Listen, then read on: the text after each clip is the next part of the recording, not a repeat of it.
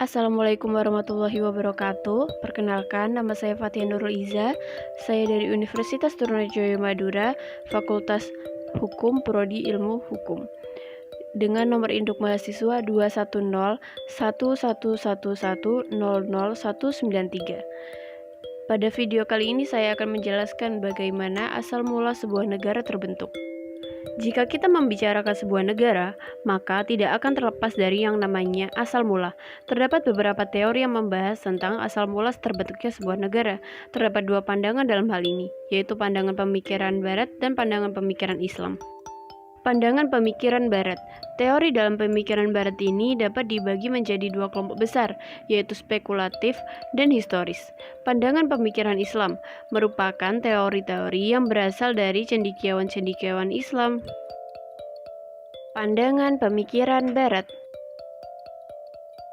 Teori perjanjian masyarakat. Yang pertama ada Hugo de Groot atau Grotius. Sebelum adanya negara, kehidupan rakyat pada suku-suku primitif sangat kacau, karena setiap orang bebas melakukan apapun yang dia inginkan sesuai dengan kehendaknya. Yang kedua ada Thomas Hobbes. Menurutnya, manusia tidak sejak awal memiliki sifat sosial, tetapi setiap individu merupakan musuh dan ancaman bagi individu lain. Oleh karena itu, diadakan perjanjian antar rakyat yang tidak mengikutkan serta raja atau negara tersebut karena raja memiliki kekuasaan mutlak terhadap rakyat-rakyatnya. Yang ketiga ada John Locke. Dia berpendapat bahwa kekuasaan penguasa tidaklah mutlak, tetapi selalu terbatas karena adanya hak-hak alamiah yang tidak dapat dilepaskan dari individu itu sendiri, dan penguasa harus menghormati hak tersebut. Dia juga menyatakan bahwa kemufakatan berdasarkan suara terbanyak dianggap sebagai tindakan dari seluruh rakyatnya. Yang keempat ada Jean-Jacques Rousseau. Dari pahamnya muncullah negara yang demokratis, di mana penguasa merupakan wakil dari rakyat. Rakyat berwenang penuh pada dirinya dan tidak ada pihak yang memiliki kewenangan untuk mengatur rakyat. Teori ketuhanan, yaitu mempercayai bahwa negara dan pemerintahan ini telah diatur oleh Tuhan, sehingga para pemimpin tersebut harus bertanggung jawab pada Tuhan. Teori ini dibagi lagi menjadi dua, yaitu ketuhanan secara langsung dan ketuhanan secara tidak langsung. Yang secara langsung ini mempercayai bahwa Tuhan langsung turun tangan untuk mengatur negara tersebut. Sedangkan teori ketuhanan yang secara tidak langsung ini mempercayai bahwa Tuhan menurunkan raja atau pemimpin untuk mengatur negara tersebut.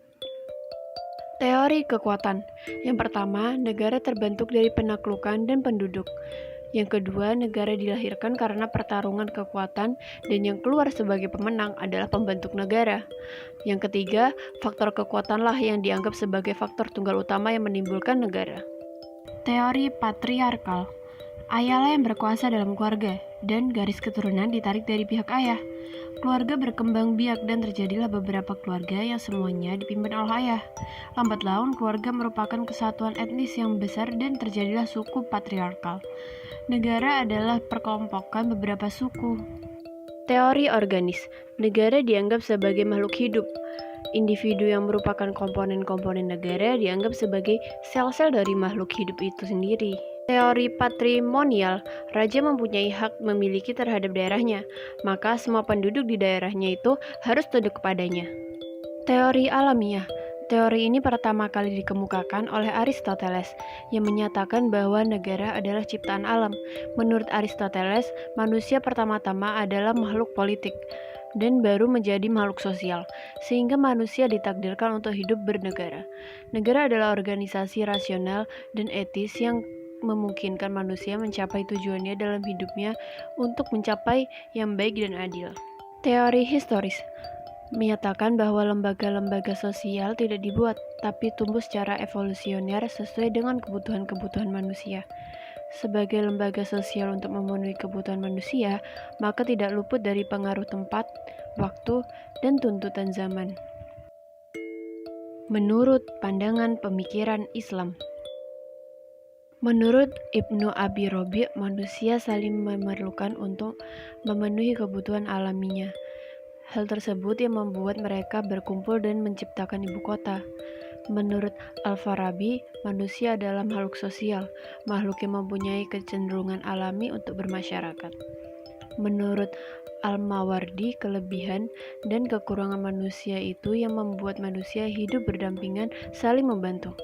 Menurut Imam Al-Ghazali, manusia itu makhluk sosial. Ia tidak dapat hidup sendirian karena dua faktor, yaitu faktor kebutuhan akan keturunan dan yang kedua faktor saling membantu dalam penyediaan bahan makanan, pakaian, dan lain-lain. Menurut Ibnu Khaldun, adanya organisasi kemasyarakatan merupakan suatu keharusan bagi hidup manusia. Manusia diciptakan oleh Tuhan dalam bentuk atau keadaan yang hanya mungkin hidup dan bertahan dengan bantuan makanan. Sementara kemampuan manusia tidak cukup untuk memenuhi kebutuhan akan makanan. Itu saja dari saya. Semoga bermanfaat. Sekian, terima kasih. Wassalamualaikum warahmatullahi wabarakatuh.